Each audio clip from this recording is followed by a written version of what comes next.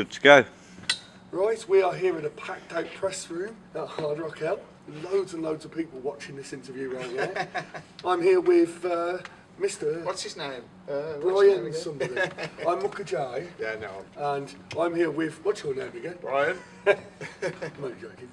See, we can both do this. From Diamond Head. Yes. Good evening, how are you, sir? I'm all right, thank you. How are you? I'm a little bit gutted. I have a confession to start with. Missed your set. Ah. Bloody girls' school. It's their fault. Okay. They were It too would be. busy having food, and I couldn't get up. And I said, I didn't realise I'm going to miss. Well, you missed Diamond a good Head. show. I really do know that. Everybody's told me. Good. We did have staff there to watch you and review So you. you've got feedback. Yeah, but I've waited a long time to see you. I've never seen your band ever. And you're quite an old band. We've only been going for 30 odd years. Yeah, but I'm only 30 odd myself. So, you know, so what's the? I'll start off with what's this big regeneration, revitalising of the band? There's a big thing going on, isn't there? Is there? Bands are coming back. I don't know. Diamond Head's been back since 2002, really. Back. So 14 years. Yeah, but you.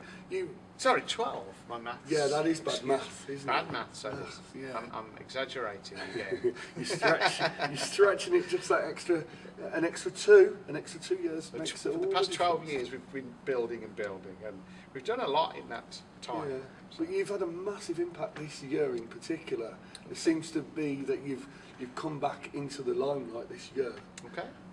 For us, anyway, we've really started. We're on your going- radar now. Yes, you are on our radio radar, and it's quite impressive. I was talking to girls' school earlier, and it's quite impressive because you've got 4 decades of music, and it's quite frightening to say there's still bands still doing it from that long ago. We must love it, haven't we? Yeah, that's must the love thing. it. What I was trying to get to is what is the drive? What It's keeps got to it? be. It's got to be the love, isn't it? I mean, it ain't the money. You know, you get paid, It's definitely but not the fucking money. it's too hard to be doing it for the sort of money we get. And I often wonder why the hell do the Rolling Stones and bands like that still do it? And it's got to be the buzz, the on stage, the audience. That there's some kind of almost like a drug goes on. I think when you're on stage, and I think when you take that away, you go home, you sit and watch TV for a bit, you start to get itchy fingers, you know, and a gig comes in, you think, oh. So I think even if you've got all that money, you know, I would imagine they miss being out on the road, and there's something in that want to continue that lifestyle and get that buzz. Yeah. And you know, I'm still happy to do gigs. I'm not ready to knock it on the head. It's the day that when you get up out of bed and go, God, Well, I've got to do a gig today. Yeah, That's when you stop, isn't it? Yeah, I really? suppose. You know, Yeah. you have bad gigs, you have good Yeah. gigs. It's not all fun and games, but I have not lost the drive, No, the excitement. no. And I also think I play guitar. I've been playing guitar a long time. It's what I do best. So why stop doing that? No, if it's what Yeah. you want to do, and I enjoy you've got the it. bonus of playing in front of people that actually Yeah. appreciate And we've got it. a good band as well. Yeah. I enjoy playing with the people in this band. You've had quite a few. You've had a few changes. A couple. You've had a few changes. In Yeah, the band, one or haven't you? two. So how's the lineup now to how the original lineup? How do you Well- feel? I mean, obviously you can't compare the two because No. they're two separate bands. I don't in a know. way. The original band was great, and then we had a few lineup changes. And this band's great. It's just different. I mean, the original band, we were very young and inexperienced, really. So I think we had some kind of chemistry, some kind of magic to make those early records.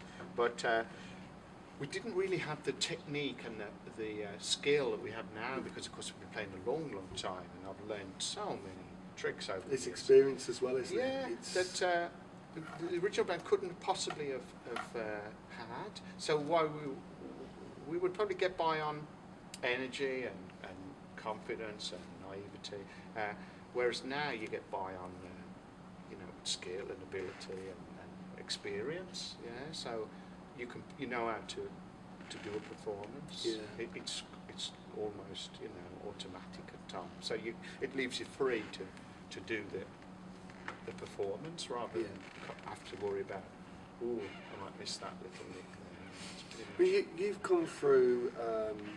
I mean, I know we keep touching on the age, but you've been going quite a while, and I've just, like I say, I've just spoken this weekend to a few bands that have been going through 30, 40 years, and it's quite amazing that they're all here.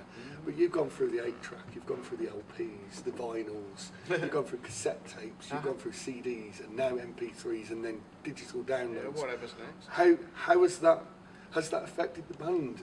You know, the way things have changed so much. Well, obviously, I don't think the format changes have affected us particularly. You know, you don't sell records like you used to. That seems to be everybody's problem.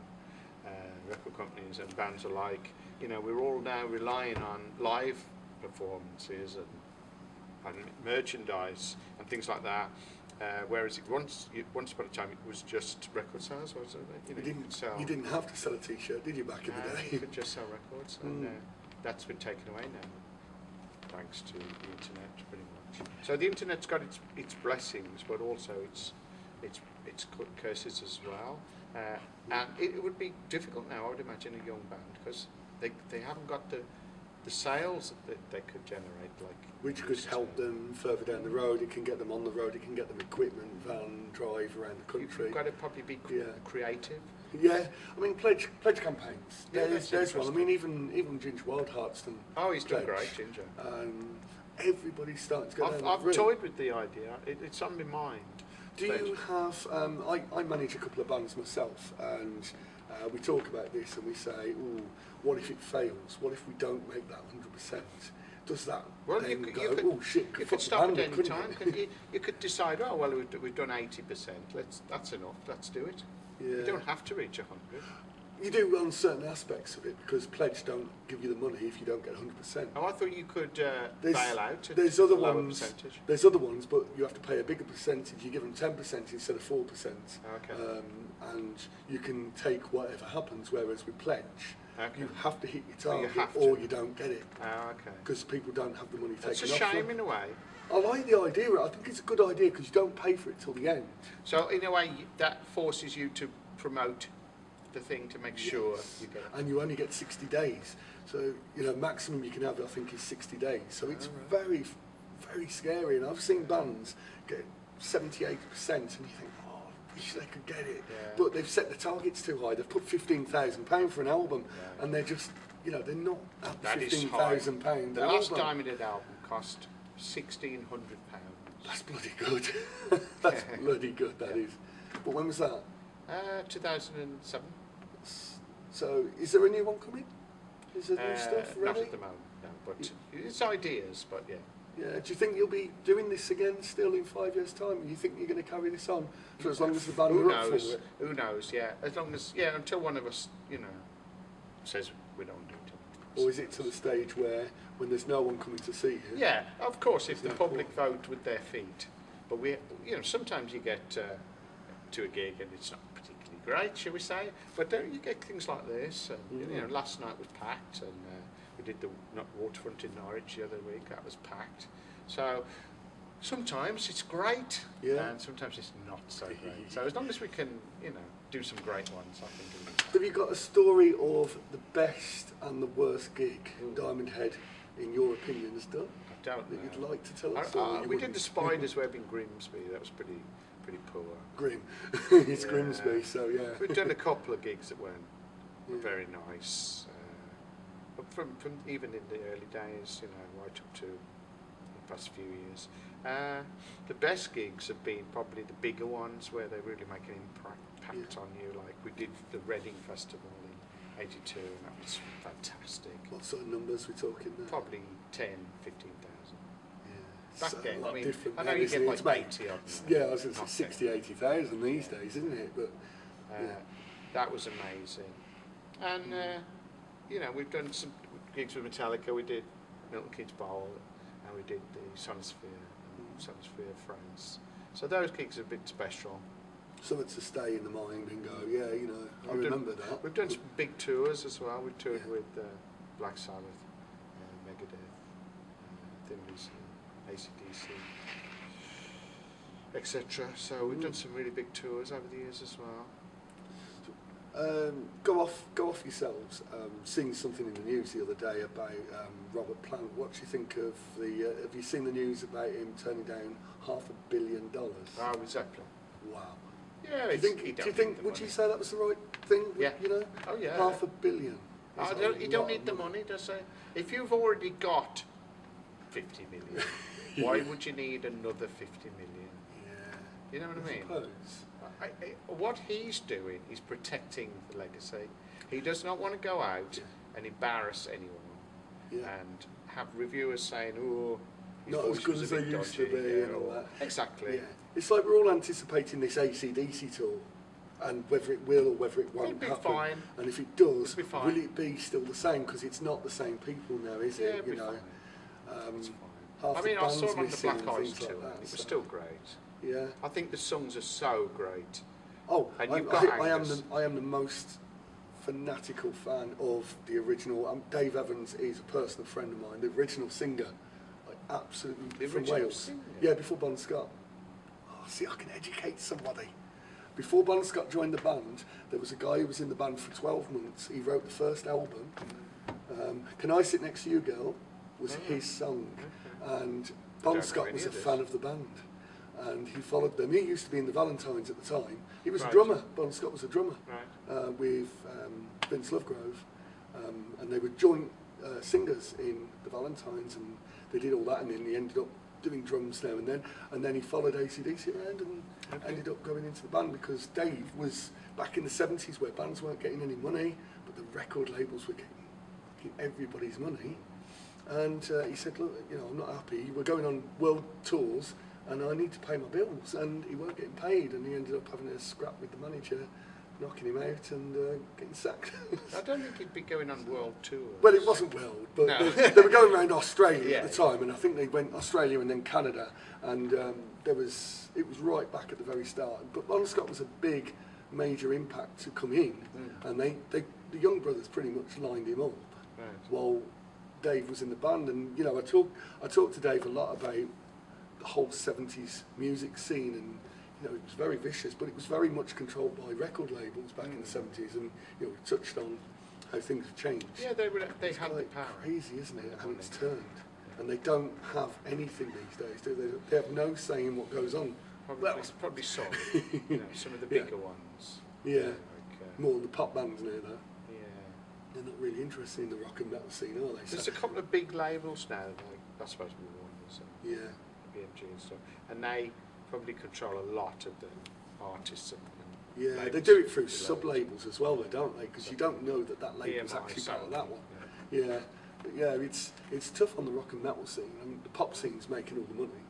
Well, you're still going to get bands come through because there's such a big audience for metal. It's so obvious, you can see it. So that I think there's too many metal bands trying to make it. I think it's ridiculous the amount of bands that try and sound like Metallica. You know, why aren't there 100,000 bands that try and sound like Queen or ABBA? Because they've sold just as many records, if not more. That's true. That's Why true. does everybody have to try and sound like Metallica? Can you Or answer that? AC/DC? There ain't. I don't see that many bands that sound like AC/DC. Okay, that's one. Oh, yeah, okay. See my point? Yeah, but there is a lot of AC/DC sound in lots and lots of rock bands. You hear that riff Yeah. all the time. You also hear the status quo riff, but that's because it's the 4-chord riff. So you hear the same thing.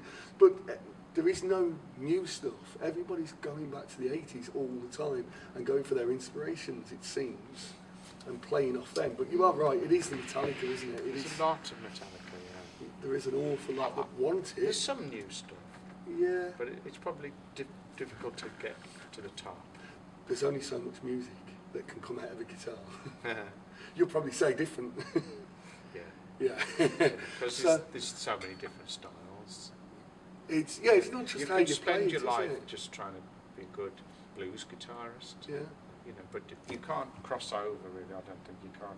You can either do one or the other. Yeah. I don't think you can. There's a few who've touched on it, like Steve Allen and Jim Page, but I think really it's so difficult to master that you just end up trying to get your thing right. Getting a signature tune is very, very difficult though. But if you get that signature tune, yeah, you get that signature, you've got it then, haven't you? And, Well, you know, a lot of them bossed it back then, and a lot of people, that's probably why they follow it, because it's just that.